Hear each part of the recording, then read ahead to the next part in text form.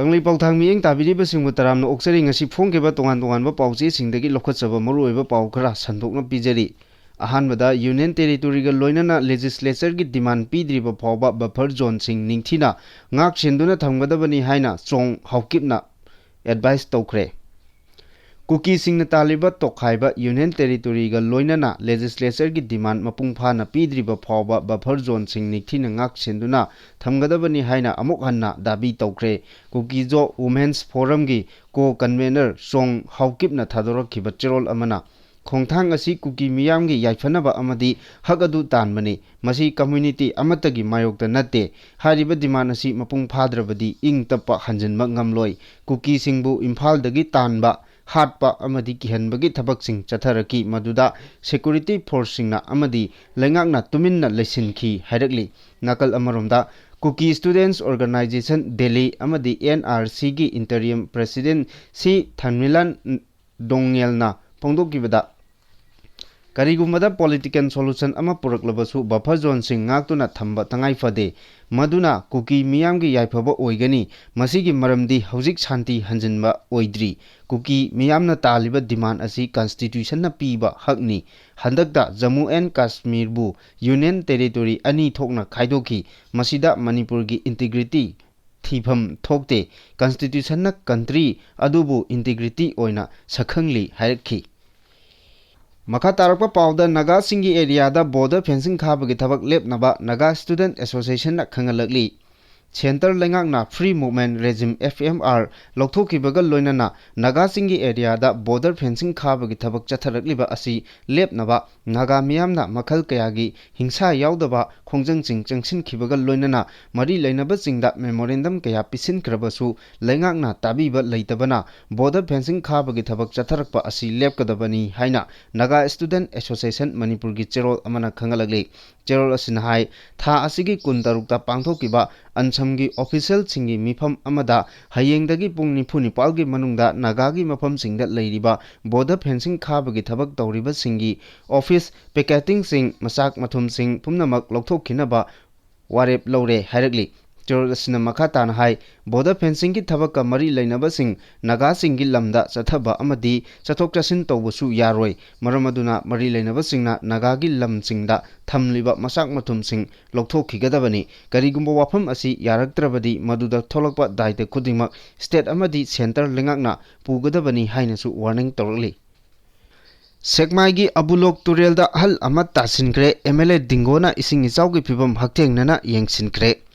Sekmai ACG Pauduna Cheliba Abulok Turelda ahal ama tasinkre tawdok adu MLA Haikham Dingona yengsinkibaga loinana ising ichauna soalaba AC asigi khungang chingda koina chatuna yengsinki ngasigi MLA gi khongjat adu lairen kabida ahanba oina chatki aduga makha tarakpada ising thumlaba yumsing amadi khudongthiba thaki mathakta cheliba Alubok Turelgi Torban kahelakpa yaba lai leirak masingi Turen Torban singsu yengsinki MLA na Abulok Turelda tasinkibadagi thiba phangdriba takelambam ibo chawba Elias Nongban sahi yangkhai mangagi imung manunggasu unaki MLA na phongdokibada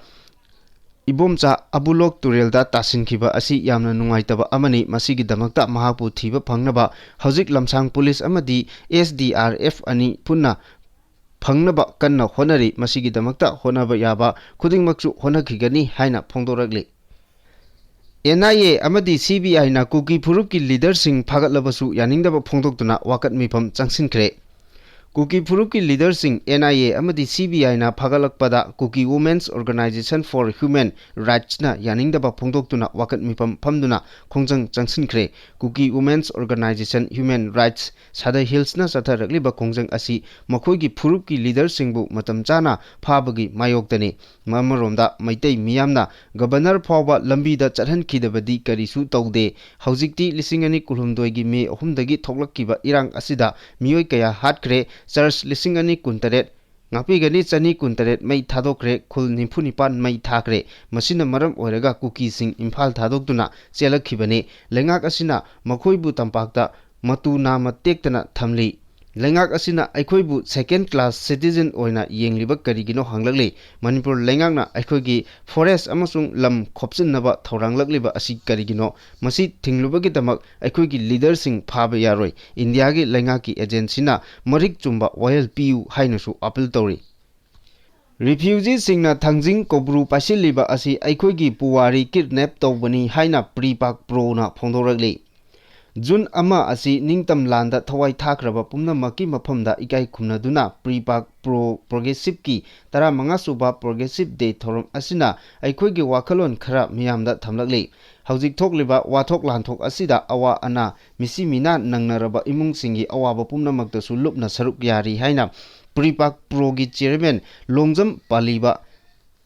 emna thadorakba chirol na phongdorali Terrorism makata na hairibana Chakhwalaba Sanalebak Manipur oheningbagi lengak longa mari leinaba chatna pathap amata Indiana Manipur da sinarakidri Manipur di Sports and Culture Powerhouse ni haina harau hallaga leibak amagi semgat sagatpagi mapung oiba political amasung economic power di laihande India gi pandam di Manipuri singi maraktagi mahai haiba nat ki jagoi isai amasung sanabada haithoiba singbu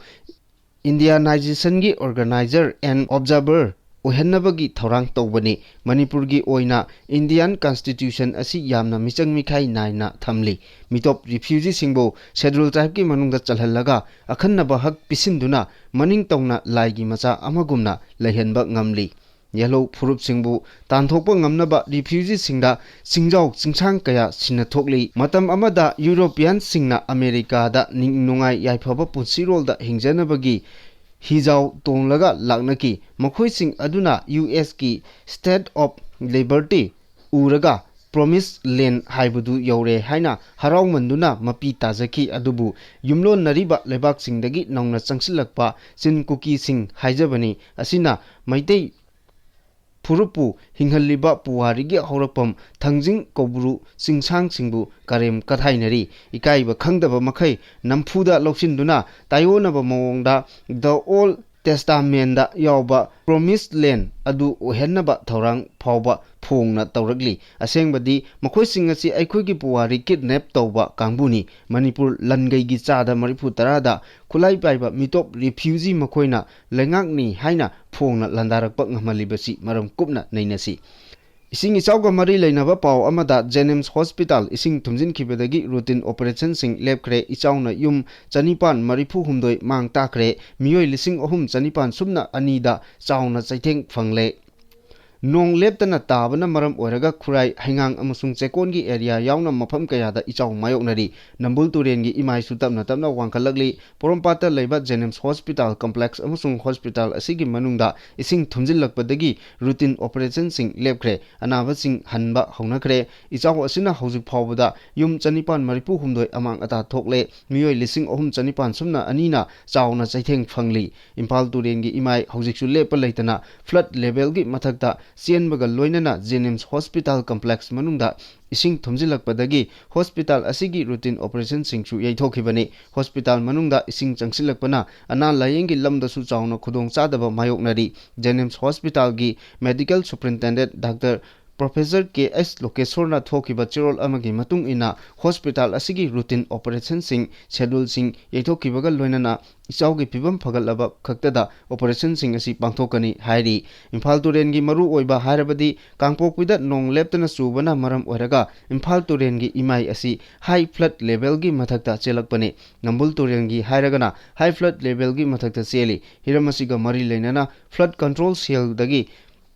ngasi ayuk pung taruk phawba phangba paw amagi matung ina Imphal turel gi imai asi hojik minu thonggi mapada high flood level dagi supnagi point samanga kunmanga hanthana cheli Lilong turel gi mapada Imphal turel gi imai asi high flood level gi mathakta chenbaga loinana Nambul turel gi oina turel asigi imai asi flood level gi mathakta meter chatret marphuni thoi point ahum da cheli Nambul turel na hojik high flood level gi mathakta cheli Iril turel na flood level gi mathakta meter chatret marphu taret point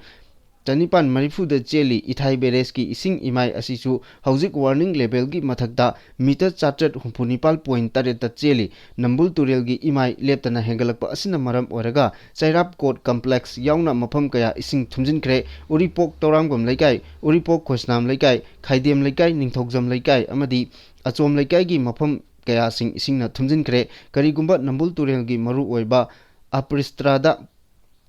Pung khara leptana nong churabadi Nambul Turelgi vulnerable oiba mafam 15 gi mathakta ising pathokpa yabagi akiba leire. Pung 12 gi manungda India da COVID na naba mioi mari laikhidre. India gi oina COVID-19 gi positive oiba missing asi lising ohum chatret yaukre aduga Kerala na positive oiba lising amaga chahum kuntra taruk yauduna khwaidagi yamna COVID positive oiba state ama oire aduga Maharashtra amasung Delhi na anisuba amasung ohum suba oina positive oiba state sing oiri pung kunmari asida Delhi Kerala Karnataka amasung Uttar Pradesh ta COVID positive oiba mioi mari lekhidre haina Union Health Ministry na thadorokpa data gi matung inna phongdoroli panbayai me kunithoi da India da COVID positive oiba masing asi sumnatangi chaniga yankai mapal ngapigani yankai teret oikibani adubu me kuntarukta positive oiba masing asi lising amaga tarada hengalaktuna ngarang phawbuda COVID positive masing asi lising ohum chatret oikibaga loinana pung kunmari asida COVID positive oibagi masing asi chatrukka marifu manga oikre haina ministry gi data asina phongdorakli ichauna maram oiraga North East ta laikhidaba migi masing asi kunmanga sukre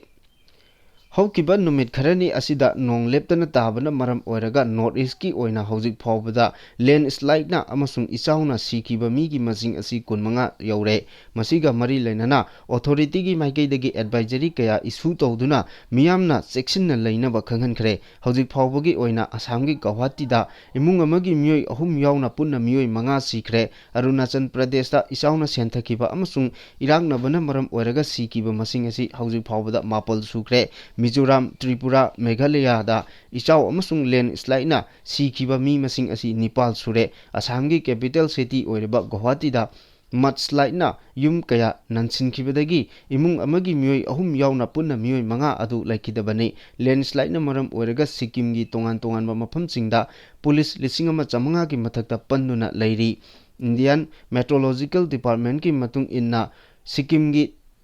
Tista River gi imai kahena wangkalakpa amasung landslide amasung ichaugi khudong thiba mayok namba yabagi phibam kaya leibana red alert lauthokre marak asida Indian Meteorological Department gi maikeidagi phongdorokpagi matung inna lakadoriba numit kharani asida awang nongpok lamdam gi state singda mafamsing akanba nong tagani Assam gi tongan ba jaga singdasu red alert orange alert amasung yellow alert na singbasing lauthokre Assam da hauji phawbada Mapung oina district 13 ichau amasung landslide thokpuna maram oraga mioi lising humbutra Nepal gi mathakta saitheng phangle mioi lising amaga chani romna tongan ba relief camp singda changjapam loduna leinari Lakhipur district asina ichauna khwaidagi chohalaba mafam oiri district asina leiriba mioi asi lising nifumathoi chatrukta chauna saitheng phangle ichauna orakliba phibamsing asigi yenglaga NDRF SDRF Police amasung fire service ki maikeidagi relief amasung rescue operation sing thabak yamna kanna chathari ichau asina maram oiraga educational institution sing thong lonagre Guwahati airport su ichauna maram oiraga saitheng piri Arunachal Pradesh ta su relief amasung rescue operation ki thabak yamna kanna chathanari Manipur gi oina su mafam ayamba ising thumjinkhre Mizoram gi oinadi ichau asina laikhidraba singda lupa lakh mari ex gracia piragani haina lauthokre state adugi governor VK Singh amasung Disaster Management Ministry Professor Lanhilau mana ichauna sohalaba jaga singda koina chatuna yengsinkre Manipur da thokleba ichau asi matam adugi BJP lengakna management haitabadagi thokpani haina Joiram Rameshna phongdokre Manipur da thokliba ichau asi matam asigi BJP lengakna management haitabadagi thokpani haiba yai adubu Congress ki leader singnadi Manipur gi irang amasung awaba taraba praja singi damakta matam gi oina mateng pangduna lakli haina Congress ki General Secretary Communication Joyram Rameshna phongdokre wafam asi mahaki micro voking X ta thadurakiba post amada phongdorakibane mahaki post aduda hai Manipur da irang chaitheng koktringai chairakta haukiba numit kharani asida akanba nong chubana maram oiraga ichau mayok nariba miyamgi awabada saruk yazari hairi mahangna hai Manipur da thokliba irang asigi awaba koktringai chairakta ichau thoktuna amuka hana miyamda awaba pire mahangna makata na haigibada Manipur state ta hojik BJP government asina president rule thamjinduna praja miyamda amuka hena awaba piduna lakle asigumba thokdoksing asi prime minister Narendra Modi na khangchin usinnadabagum leithokli aduga Manipur gi BJP MLA singna power painingbadagi praja miyambu amuka hena awaba piri panbayai irang mayok nariba Manipur state ta haukiba numit kharani asida akanba nong chubadagi Manipur gi mafam kayada ising thumjinba amadi tampak phauduna cheliba turel singi imai wangkhalakpana maram oiraga mari lainaba authority singna ichau thokani haina warning pi khibaga loinana ising thumjin khraba mafam singda mi kanbagi thabaksing akanba moongda chathari makha tarakpa aroiba Manipur gi mapandagi pau ama Pakistan gi spy ring thugaina ba khonabada NIA na state Nepal gi mafam 15 da red chathakre The National Investigation Agency NIA na Pakistan gi spy ring sing thugaina ba khonabada state Nepal gi mafam 15 da matam amada da red chathakre hari NIA gi red sing adu Pakistan gi spy case ka mari leinaba ikuidana Central Reserve Police Force CRPF jawan ama phakibaga loinana mahaki matakta chathakiba investigation gi saruk amani hari red sing adu Pakistan gi intelligence operation singa mari leinaba miyoi singi yum singdani chathakiba red sing adu Delhi Mumbai Haryana Uttar Pradesh Rajasthan Chhattisgarh Assam amasung West Bengal dani haina agency gi pauna phongdokli NIA na chathakiba red aduda intelligence ki report matung innadi red sing aduda electronic device sing maru oiba sel thumgi document sing amadi che chang kaya marum phagatpa ngamki phagalaba polam sing adu forensic ki examination townabagi damak thamkre hari NIA gi red sing aduna Pakistan da base toba terrorist singna India bu thugaina ba honariba asi thingnabagi pandamda chathagibane amromda mamang thagi me kunda NIA na faraba CRPF jawan adugi mathakta case ama register tawduna investigation chathaba hokrabani hariba CRPF jawan aduna Pakistan gi spy singda classify information kaya pithoklamme haiba khangba ngamki jawan adu Pakistan intelligence ki lisingani kulumdoi dagi hauduna maru oiba sensitive data sing pitok pisin tawbada senarakiba miyoi hari jawan asi thabaktagi dismiss tawkibaga loinana mahak NIA gi custody da hojik leiri mahaki mathakta NIA na Bharatiya Nyay Sanghitya BNS ki section 61(2) amadi 147 amasung 148 amadi official